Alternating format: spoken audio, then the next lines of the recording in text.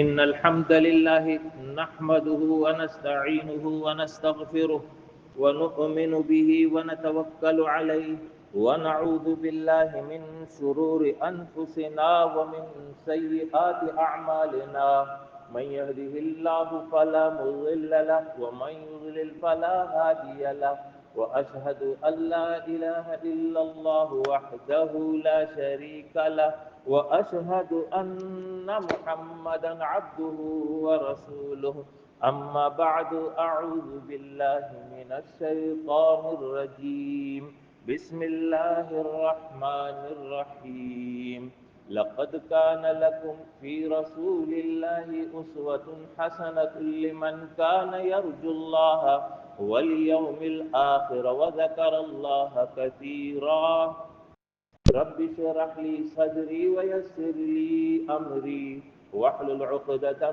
من لساني يفقه قولي أما بعد اللہ رب العالمین نے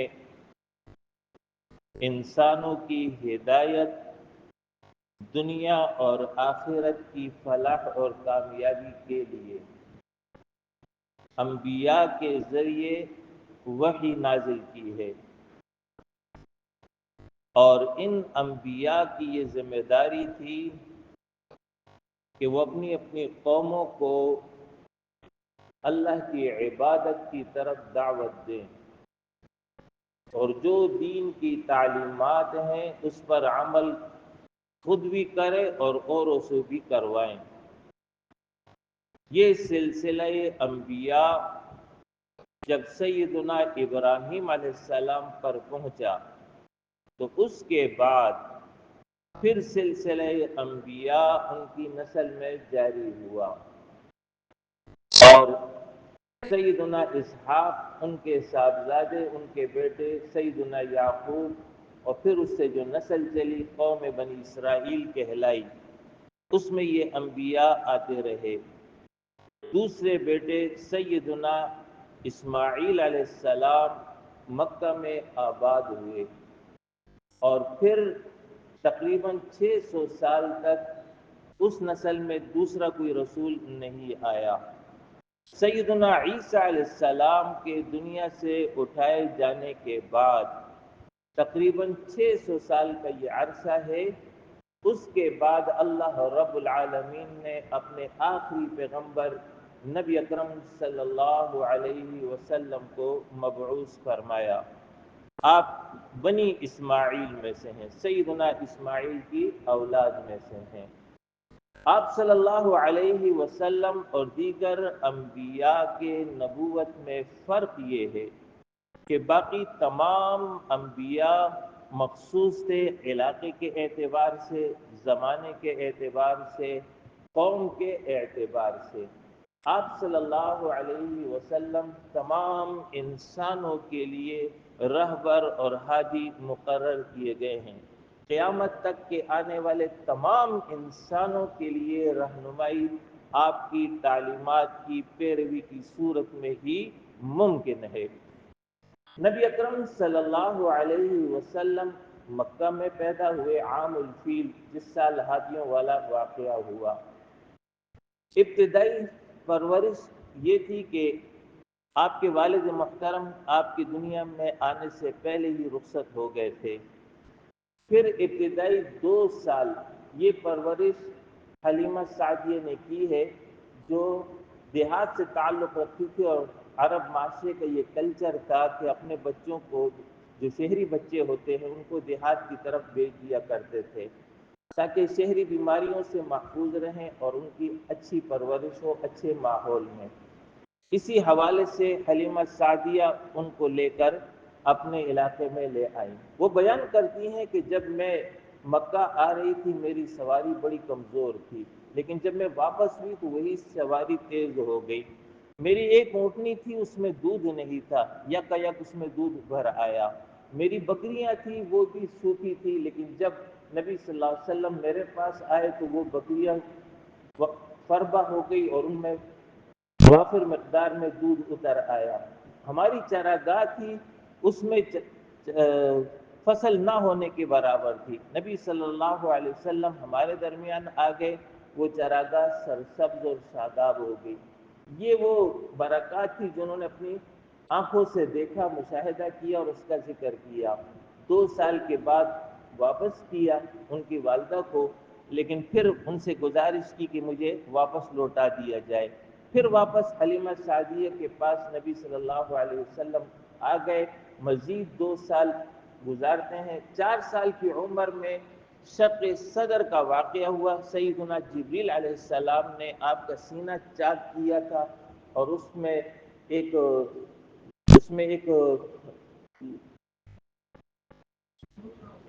میں ایک لوتھڑا یا جو ہے ایک نالی تھی، اس کو جو ہے نکال باہر پھینکا اور فرمایا کہ یہ شیطان کا حصہ تھا، اور آب زمزم سے دھو کر کے دوبارہ اس کو اپنی اصلی حالت پر لے آئے۔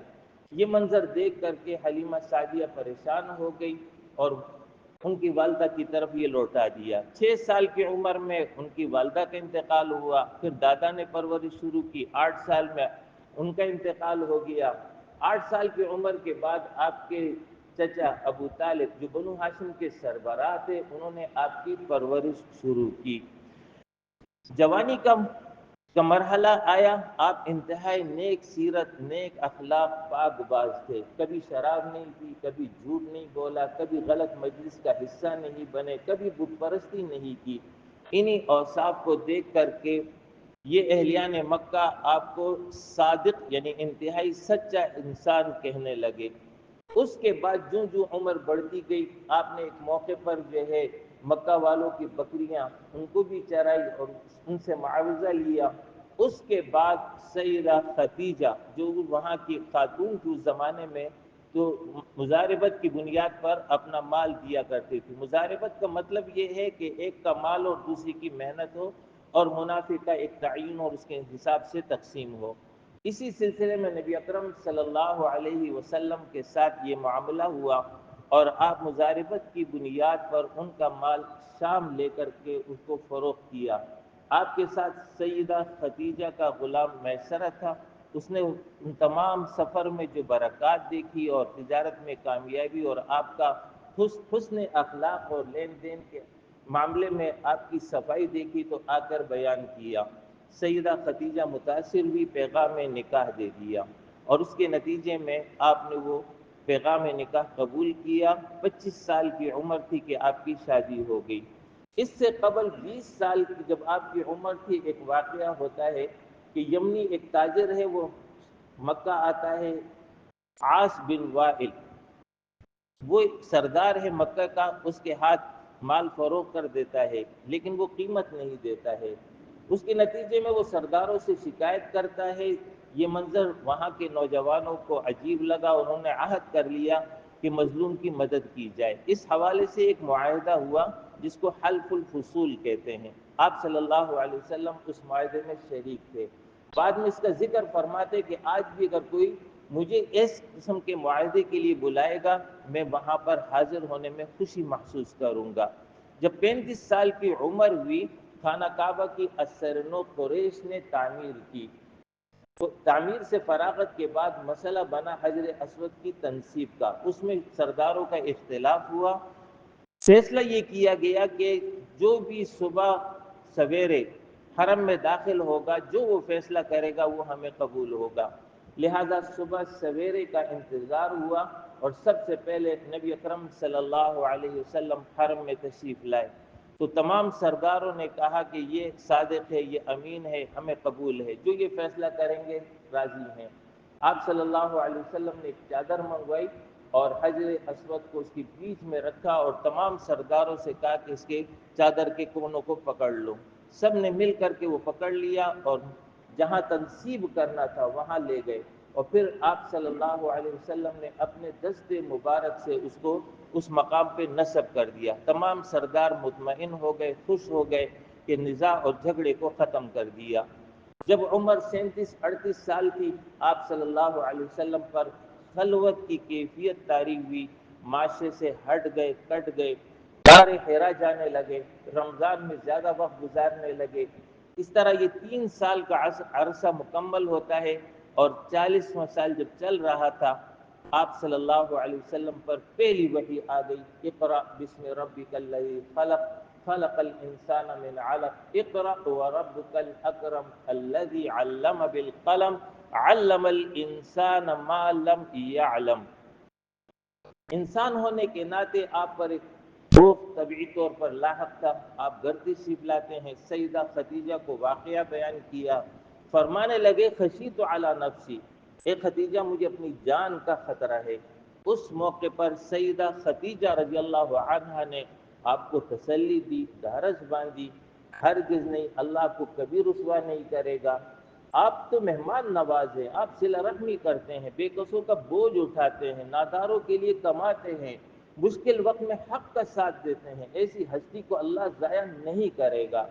اس کے چند دن کے بعد دوسری وحی اس طرح آتی ہے کہ آپ پہاڑی سلسلے میں مکہ میں ایک مقام سے گزر رہے تھے، آواز سنی تو دیکھا کہ وہی فرشتہ جو غار حرا میں آیا تھا اپنی اصلی شکل میں افق پر موجود ہے، 600 پر ہیں، دو پروں نے مشرق اور مغرب کو ڈھانپ رکھا ہے۔ انسان ہونے کے ناطے طبعی خوف لاحق ہوا، گھر تشریف لائے، زملونی دسرونی، چادر اڑا دو، سردی لگ رہی ہے، طبیعت بحال ہوئی، وہی فرشتہ پھر آیا اور دوسری وحی آ گئی، یا ایھا المدثر قم فانذر وربک فکبر، اے چادر کمبل اوڑھنے والے کھڑے ہو جاؤ، اب لیٹنے کا وقت نہیں، گوشہ نشینی کا وقت نہیں، میدان عمل میں اترنے کا وقت ہے، لوگوں کو خبردار کر دو، جس طرح کی وہ زندگی گزار رہے ہیں نتیجہ عذاب الہی ہے، جہنم ہے۔ وَرَبَّكَ فَكَبِّرْ، اپنے رب کی کبریائی کو بیان کرو۔ جو زمین پر خدا بن بیٹھے ہیں ان میں سے کسی کو یہ حق حاصل نہیں ہے کہ وہ زمین پر خدا بن بیٹھے، کبریائی بڑائی ایک اللہ کی ہے۔ اس کے بعد آپ نے گھر والوں کو دعوت دی، سیدہ خدیجہ، سیدنا علی، سیدنا ابو بکر، سیدنا زید بن حارثہ، انہوں نے اسلام قبول کیا۔ 3 سال سینہ بسینہ دعوت کا سلسلہ چلا، 40 افراد تیار ہو گئے۔ اس کے بعد حکم آ گیا اپنے رشتہ داروں کو خبردار کر دو۔ آپ نے بنو ہاشم خاندان کو جمع کیا، دعوت توحید ان کے سامنے رکھی، ابو لہب نے انکار کیا، دعوت برخاست ہو گئی۔ پھر بلایا، پھر ابو لہب نے انکار کیا، پھر مجلس برخاست ہو گئی۔ اس کے بعد آیت آ گئی کہ فَاصْدَعْ بِمَا تُؤْمَرُ، ڈنکی کی چوٹ پر کھلم کھلا اعلان کر دو۔ آپ کوہ صفا گئے، پیغام توحید نشر کر دیا۔ ابو جہل نے انکار کیا اور اس کے بعد مسلسل وحی شروع ہوئی اور آپ اس کو بیان کرتے رہے۔ آپ کا پیغام ایک ہی تھا، لا الہ الا اللہ، اللہ کے ماں سوا کوئی الہ نہیں ہے۔ 13 سال دور مکی گزرتا ہے، آزمائش کا دور ہے۔ اس سارے عرصے میں آپ نے توحید کی دعوت پیش کی، شرک کا رد کیا، اخلاقیات کی تعلیم دی، جہنم کا عذاب، اس کا خوف لوگوں کے دلوں میں بٹھایا۔ 13 سال کے عرصے کے بعد تقریباً 250 افراد مسلمان ہوتے ہیں اور پھر آپ ہجرت فرماتے ہیں۔ ہجرت فرما کر مدینہ تشریف لے گئے۔ مدینہ پہنچنے کے بعد سب سے اول کام آپ نے مسجد نبوی کی تعمیر فرمائی۔ مسجد نبوی صرف مسجد ہی نہیں تھی کہ وہاں پر نماز ہوتی ہو، بلکہ وہ مسلمانوں کا مرکز تھا، وہ مرکز علم بھی تھا، مرکز ہدایت بھی تھا، وہ مرکز مشاورت بھی تھا۔ وہیں سے جو ہے جہاد کے لیے لشکر تیار ہوتے تھے، وہیں پر جو ہے باہر سے آئے ہوئے وفود سے ملاقاتیں ہوتی تھی، وہیں پر عدالتی فیصلے ہوتے تھے۔ مسجد نبوی کی تعمیر کے بعد آپ نے مواخات کرائے۔ مواخات یہ کہ انصار جو وہاں کے مقامی باشندے تھے اور مہاجرین جو کہ مکہ سے ہجرت کر کے آئے تھے، ان کے درمیان معاہدہ مواخات اس طرح کرائے کہ ایک انصاری اور ایک مہاجر آپس میں بھائی ہیں، غم خوشی راحت تکلیف نقصان نفع میں یہ شریک رہیں گے، اس طرح آبادکاری کی۔ تیسرا کام اس موقع پر آپ نے میثاق مدینہ، دستور مدینہ قائم کیا، اور اس حوالے سے یہود کے 3 قبائل تھے، بنو قینقاع، بنو نذیر، بنو قریظہ، ان کو بلایا اور ان کو یہ کہا کہ اپنے شخصی معاملات میں آزاد ہو، لیکن مدینہ میں قیادت، سیادت، رہنمائی میرے ہاتھ میں ہوگی، دستور اور آئین اسلام کے مطابق ہوگا، بیرون مدینہ سے کوئی حملہ آور ہوگا، باشندے ہونے کے ناطے تم پر جو ہے ہمارے ساتھ مل کر کے دفاع کرنا لازم ہوگا۔ یہ معاہدہ انہوں نے تسلیم کر لیا۔ ہجرت کے دوسرے سال غزوہ بدر ہوا، اس میں مسلمانوں کو اللہ رب العالمین نے غیبی مدد فراہم کی اور اپنے سے 3-4 گنا بڑے دشمن کو شکست دی۔ اس کو قرآن نے یوم الفرقان قرار دیا، لیحق الحق ویبطل الباطل، کہ ہمیشہ کے لیے حق نمایاں ہو کر سامنے آ جائے اور باطل مٹ جائے۔ اسی سال روزے فرض ہوئے، اسی سال زکوٰۃ فرض ہو گئی۔ پھر اگلا سال سن 4 ہجری میں 2 واقعات ہوتے ہیں جس میں مسلمانوں کی حفاظ اور قاری ان کی شہادتیں ہوتی ہیں۔ تیسرے سال غزوہ احد ہوتا ہے۔ اہلیان مکہ نے بدر کا بدلہ لینے کے لیے یہ کارروائی کی۔ اس میں اول مرحلے پر مسلمانوں کو کامیابی حاصل ہوئی، لیکن چند صحابہ کی غلط فہمی کی وجہ سے وہ جیتی ہوئی جنگ شکست میں تبدیل ہو گئی۔ اس پر سورہ آل عمران میں اللہ رب العالمین نے مکمل تبصرہ کیا ہے۔ اس کے بعد سن 5 ہجری میں غزوہ خندق ہوا۔ تمام عرب قبائل مشترکہ طور پر تقریباً 10,000 کی تعداد میں یہ مدینہ پر حملہ آور ہوتے ہیں۔ اس موقع پر آپ نے حکمت عملی یہ اختیار کی کہ خندق کھدوا دی، اور اس طرح وہ لشکر مدینہ میں داخل نہ ہو سکا، اور بالآخر ایک تیز آندھی چلتی ہے اور اس کے نتیجے میں وہ لشکر تتر بتر ہو جاتا ہے اور وہ فرار ہو جاتے ہیں۔ آپ صلی اللہ علیہ وسلم نے فرمایا کہ آج کے بعد یہ ہم پر حملہ آور نہیں ہوں گے، اب ہمارا دور ہے۔ اگلے سال آپ نے عمرے کا ارادہ کیا، مشرکین نے روک دیا، اس کے نتیجے میں صلح حدیبیہ ہو گئی، 10 سال کی جنگ بندی ہو گئی۔ پھر آپ نے دنیا کے تمام بڑے حکمرانوں کی طرف اپنے صحابہ کو سفیر کی حیثیت سے بھیجا اور پیغام دے دیا کہ اللہ الہ الا اللہ و انی رسول اللہ اسلم تسلم، اللہ کے سوا کوئی الہ نہیں ہے، میں اس کی جانب سے رسول مقرر ہوں، قبول کر لو تو بچ جاؤ گے۔ اس کے نتیجے میں دنیا کے تمام حکمرانوں کو یہ پیغام مل گیا کہ نبی صلی اللہ علیہ وسلم محض مبلغ نہیں ہے، داعی نہیں ہے، بلکہ ایک عالمگیر نظام کے علمبردار ہیں جو انسانی زندگی پر مکمل حاوی ہے۔